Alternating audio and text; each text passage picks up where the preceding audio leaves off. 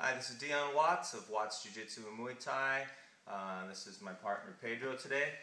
I'm going to show you a couple chokes that I like to do. One's from sprawling, north-south kind of position. The second one's kind of from a clock choke start. It's a way I just adapted from what I was trying to do into this move, and it's been working nicely. It's a little flashy. So the first one, whether he shoots in or however I get here, I'm going to do the typical sprawl. Chest on his middle of his shoulder blades, okay? And I'm here. I'm going to sink in for a choke after I punch him in the head. Sink in, and I'm going to grab his lapel. Set up for here. And then it's kind of like the choke that you do from when you're in the back, where you have this around the neck and you pull this straight down, a collar choke. Okay? It's kind of mimicking that, only I'm doing it from sprawl position. So I go around his neck and I grab his lapel, and then the other hand will grab the other lapel.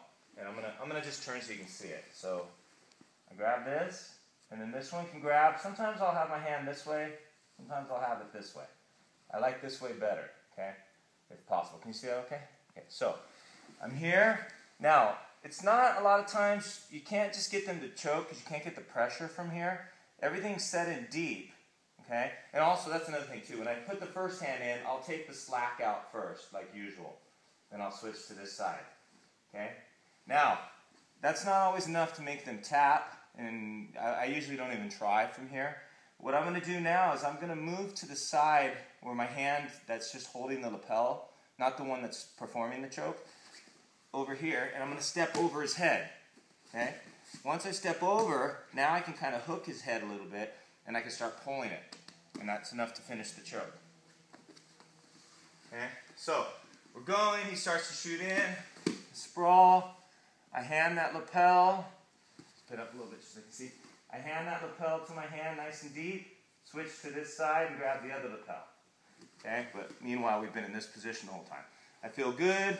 I step to the side, and stepping to the side usually means stepping a little bit over the arm that he's posturing with.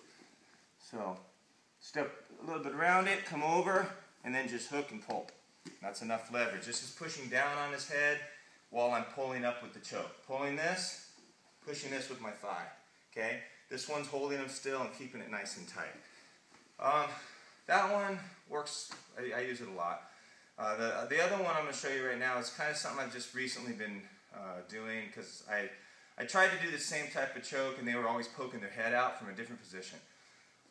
So I did something to fix that. Now it's more this style, kind of the clock choke style.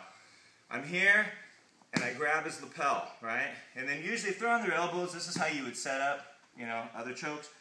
But in this case, I was here and even grabbing their other lapel, just to kind of sit up, so I try and do the same type of thing. If I didn't have the pressure I needed, I tried stepping over their head, but while trying to pull it, they would poke their head out a lot of times. Not everybody, but a lot of people would. So from here, what I did is, while holding his wrist, set this up, hold his wrist, step over. What I found fixed that is then I would let go while I'm under his arm, and I'd grab my ankle, pull it in tight. Tight to his shoulder right here, his neck. Okay, so now I can't poke his head out. This is the part that feels a little scary if you're not used to it. I'm going to do a shoulder roll on this shoulder, okay? And basically, I'm not even going to try to choke him until I get on my back. So it's going to look like this.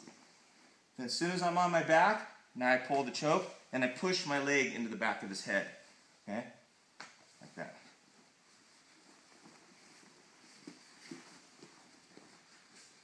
So here, I set in the choke, okay? Pedro's actually posturing pretty high. A lot of people will stay on their elbows. If he postures high, it's fine. I don't even need to worry about that. I mean, if I'm here, I'm going to probably grab his wrist for control. Okay, I'll just show you. Here, step over, grab my ankle. If he postures up on his hands like he's doing, I'm not worried. It's just a higher step. And then I grab my ankle. Okay? From here, everything's tight. I'm not leaving this up at his head. I'm pulling it tight to his shoulder. Okay? I'm not going to do a somersault over my head. It's more of a shoulder roll, okay, like this. Okay? Everything's locked in tight. He's not going anywhere. I mean, if you want, I guess you could even do a little crucifix style. Okay? But here I feel comfortable. And then just pull and push.